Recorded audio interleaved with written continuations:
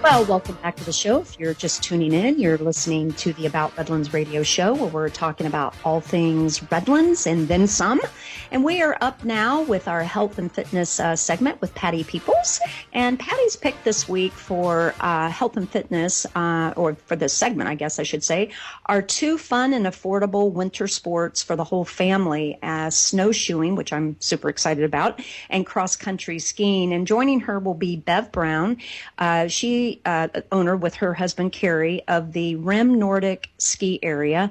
It's the only cross-country ski area in Southern California with machine groomed trails, and it's only 27 miles from Redlands. It's right off of the Highway 18, directly across from Snow Valley.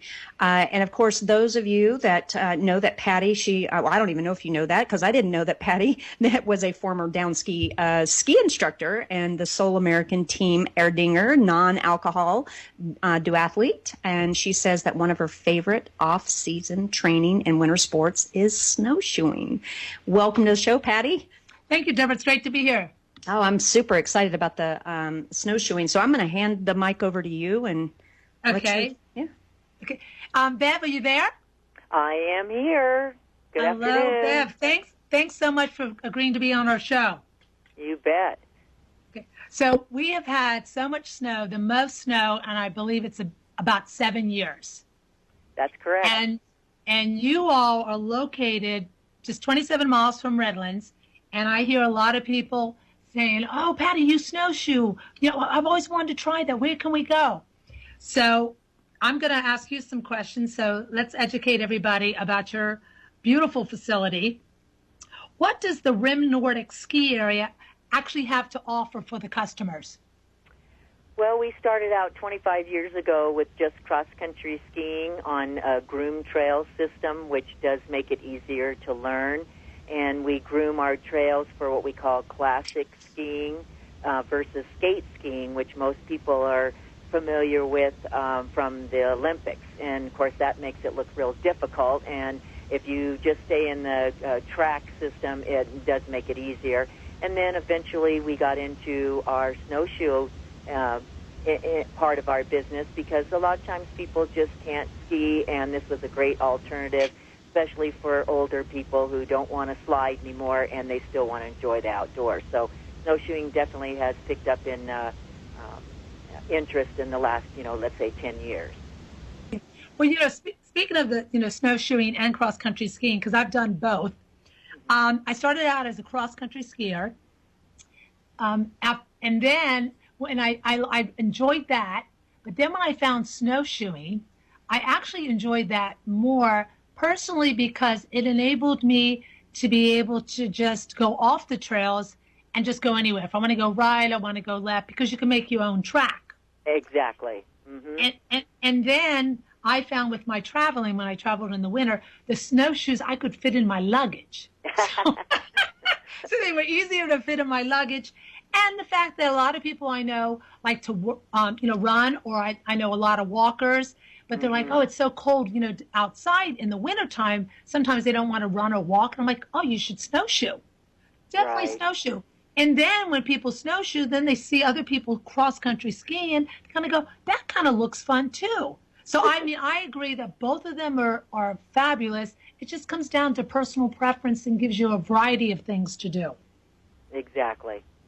Now, a lot of people, like with snowshoeing, you really don't need lessons. You just put the shoes on and you just go.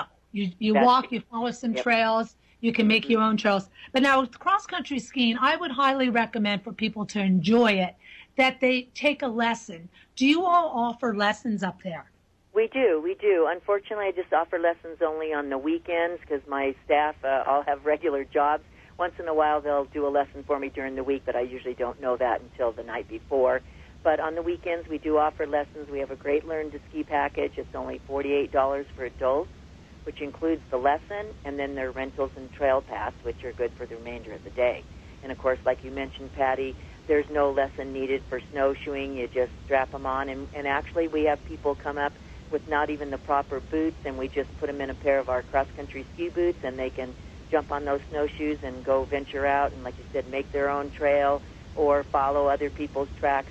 We have 2 square miles of area that we utilize for our business, and so there's a lot of snowshoeing available. Oh, excellent, excellent. Now, is it for all ages? Do you have stuff for children and teenagers and adults?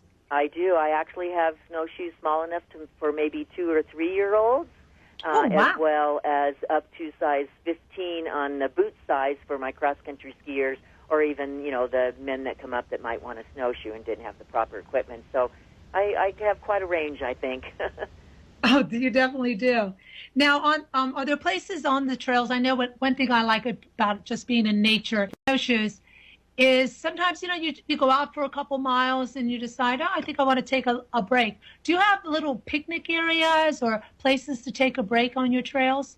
Actually, on the ski trails, we do have some picnic benches out in our trail system, but as far as the snowshoers, if they're out in the woods, we don't have any, destination picnic table or anything like that. It's just too hard to maintain those when they're so far out and get covered up, that type of thing. But there's lots of nice big boulders that they could, take off the snowshoes and take a little break if they packed out their lunch or whatever.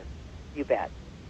And one thing I find in Southern California is with snowshoeing and cross-country skiing, you layer up, because initially it's cold because you're in the snow, but I have found because you are constantly moving, just like walking or running, you heat up. So it's best to layer up. I usually like to have a backpack so I can, as I'm taking clothes off, I can put them in the backpack. I keep a water bottle with me, and actually I carry around a safety kit just in case something were to happen. You always hear about people being rescued. I'm like, so I always carry a whistle. I carry a mirror. I carry some food. But I like the fact that you really feel warm. I mean, sometimes I'm peeling down. Well, I'm just down to shorts and a sports top. Yep. And Southern California, Patty, that's the case most of the time. So we find that even this weekend when we're looking at the mid-40s for our temperatures, I'll guarantee you there'll be people in both sports that will be down to very lightweight clothing this weekend, no doubt. It's so invigorating. Now, let's say people get up there and they're not dressed properly. Do you have, they need something? Do you have a retail shop? I do. I actually have a retail store, and I also do some rental for like shell pants is probably my biggest thing as far as people, even snowshoeing as well as cross-country skiing, just something that's somewhat waterproof, so if they do fall skiing or get in some deep snow that, they've kept whatever else they were wearing kind of dry. So I just even rent those for $3 for the day, and they don't have to go buy anything special, But I do have a small retail shop if they needed some lightweight gloves or, snacks and that type of thing. So, yes, we do have a little bit, and we do sell new gear and some of our used gear all season long as well. Okay. What are your operating hours up there?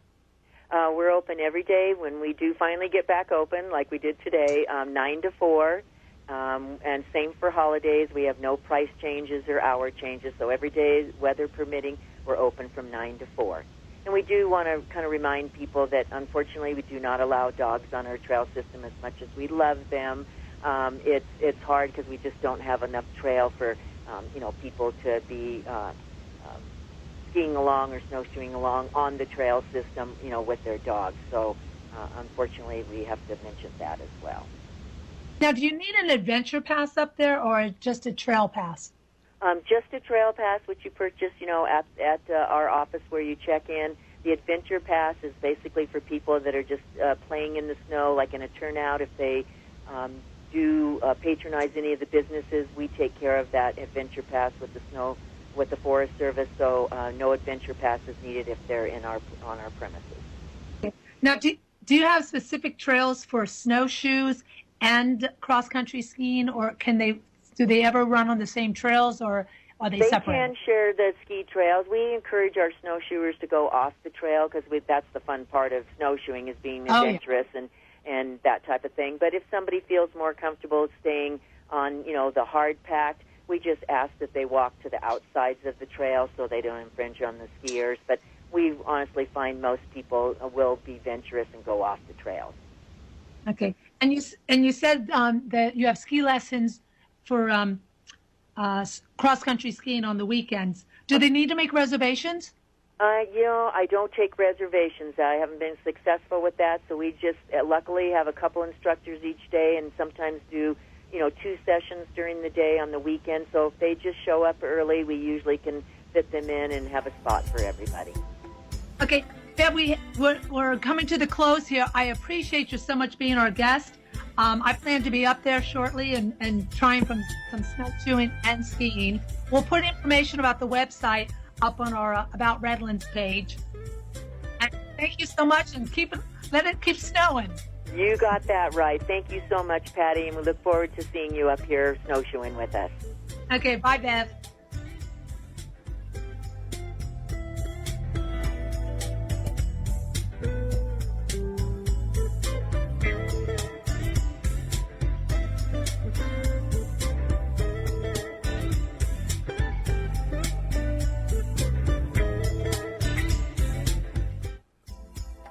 You've been listening to About Redlands, all things Redlands, California. If you'd like to listen to or watch today's program, go to the KMET website and look for today's program podcast and recording.